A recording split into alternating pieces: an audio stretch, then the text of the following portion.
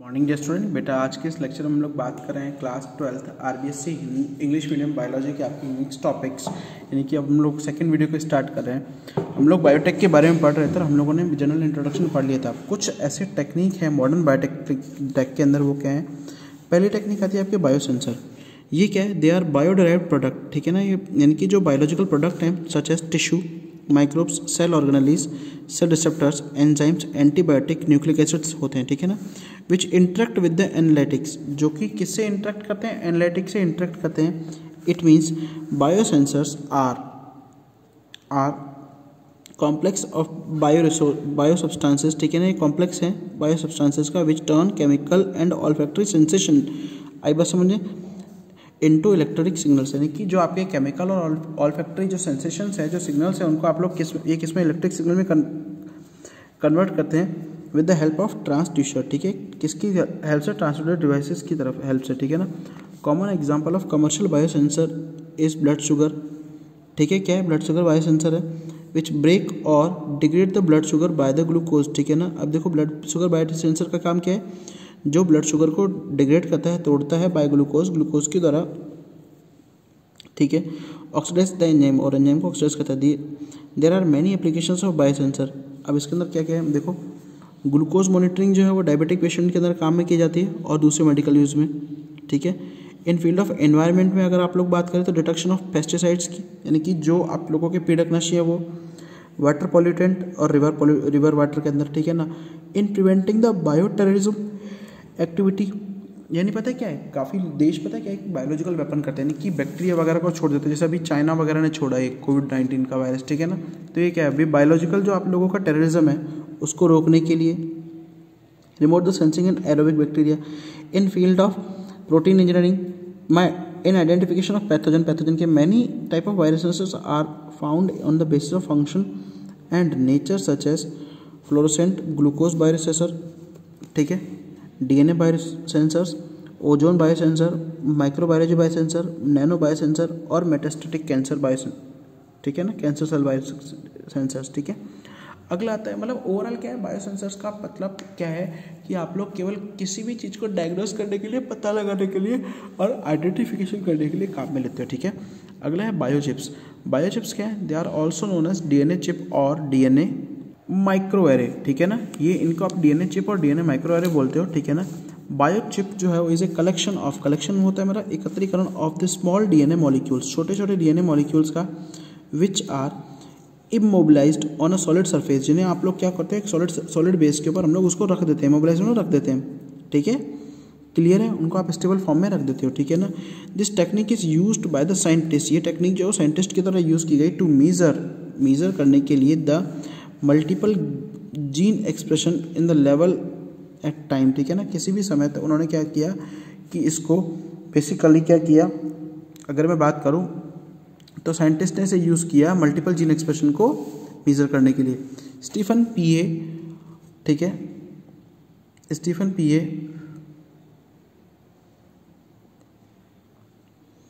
फोडोर and इस colleague और उसके साथी, ठीक है, इन 1991 में develop the first DNA chip, उन्होंने पहली डीएनए चिप को डेवलप किया था।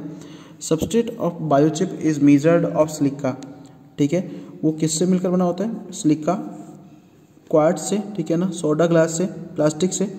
दे are being chosen according to the requirement of experiment, ठीक है ना। इनको एक्सपेरिमेंट के रिक्वायरमेंट के अनुसार बेटा चूज़ किया जा सकता है और ये अलग अलग प्रॉपर्टीज़ की होती है। जैसे जीन चिप, अब जीन चिप क्या, it is a micro chip, बहुत छोटी चिप है।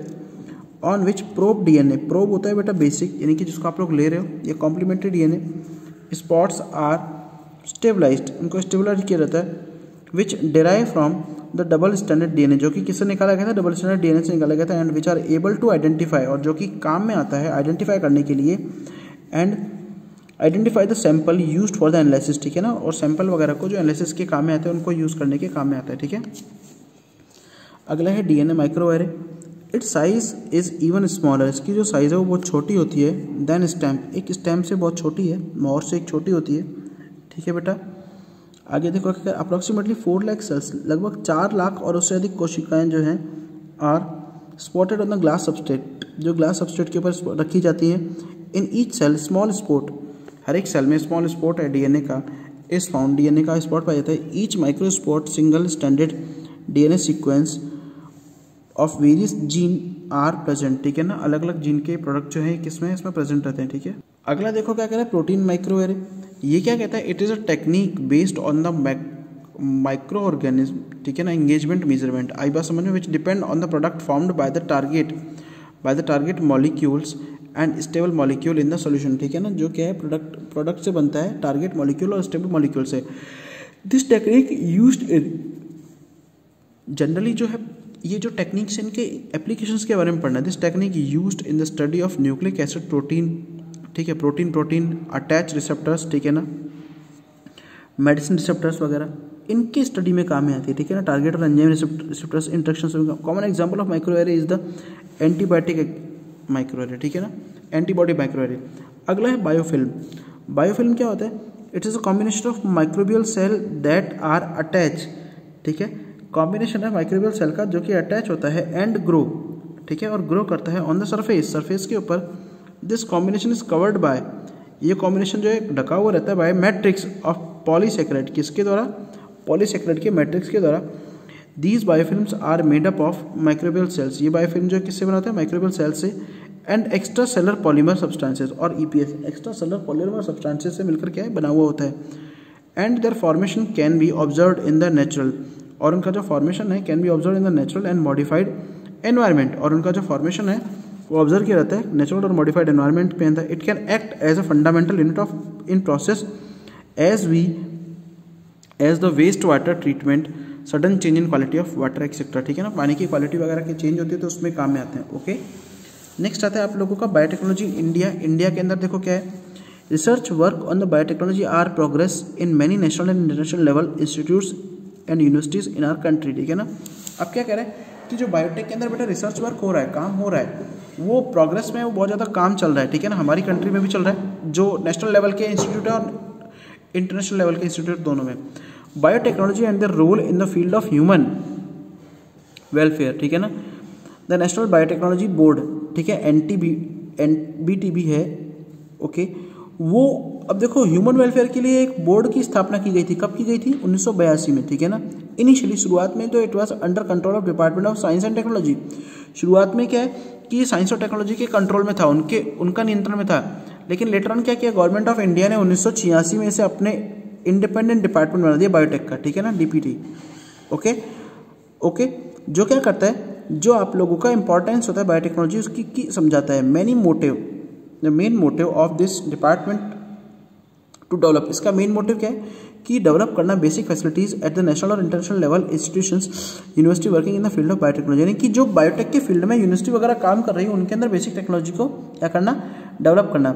Research in national and international institutes and universities and providing grant का मतलब होता है परमिशन, ठीक है ना, okay in aid for the development. अब देखो क्या कह रहे हैं, इसके काफ़ी हैं, जैसे कौन है, Indian institute of science Bangalore के अंदर है, जेनेटिक इंजीनियरिंग के अंदर लिए है, मदुरई कामराज यूनिवर्सिटी मदुरई में है, बॉस इंस्टीट्यूट कोलकाता में है, ठीक है, जवाहरलाल नेहरू यूनिवर्सिटी न्यू दिल्ली में है, दिल्ली यूनिवर्सिटी दिल्ली में, पूना यूनिवर्सिटी पूना में एनिमल सेल कल्चर के लिए और वायरोलॉजी के लिए, नेशनल केमिकल लेबोरेटरी पुणे में है प्लांट टिश्यू कल्चर के लिए, ठीक है, Indian agriculture institute new Delhi में पूसा के अंदर है, ठीक है ना, जो plant tissue culture, photosynthesis, plant molecular biology और एग्रीकल्चर इन्फॉर्मेशन साइंस के अंदर काम करती है।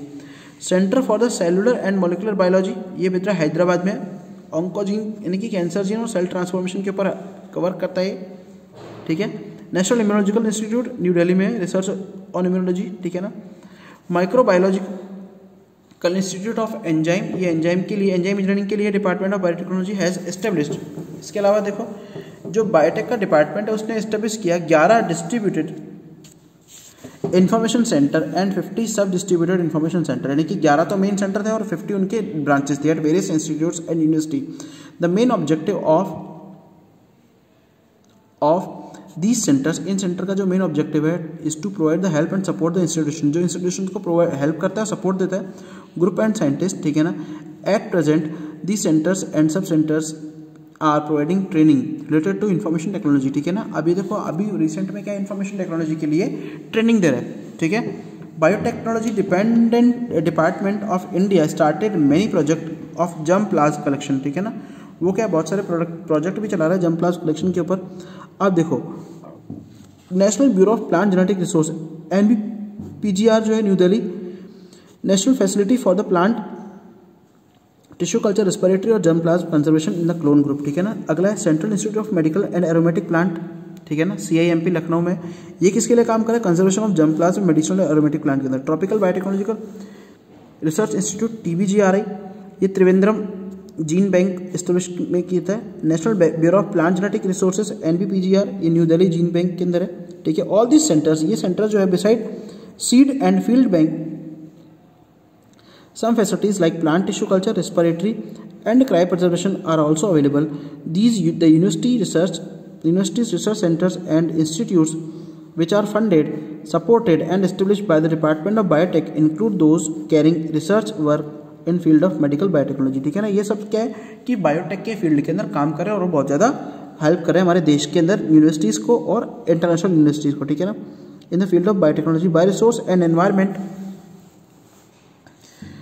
ठीक है ना। एनवायरमेंट, एक्वेटिक बायोटेक्नोलॉजी, एक्वाकल्चर और मरीन बायोटेक्नोलॉजी, ये भी सब अलग अलग है। Looking for the importance of biotechnology, Rajiv Gandhi biotechnology centre was establish in the Thiruvananthapuram Kerala में Rajiv Gandhi biotechnology centre establish किया गया। And international centre for genetic engineering and biotechnology ICGB New Delhi में किया गया। और आप लोगों के पास क्या है, union national of industrial development UNIDO और यूनाइटेड नेशनल ऑर्गेनाइजेशन UNO जो है 1983 में उन्होंने स्टार्ट किया, ठीक है ना। अगला है बायोटेक्नोलॉजिकल पार्क, हम लोग नेक्स्ट वीडियो के अंदर लेंगे, ठीक है।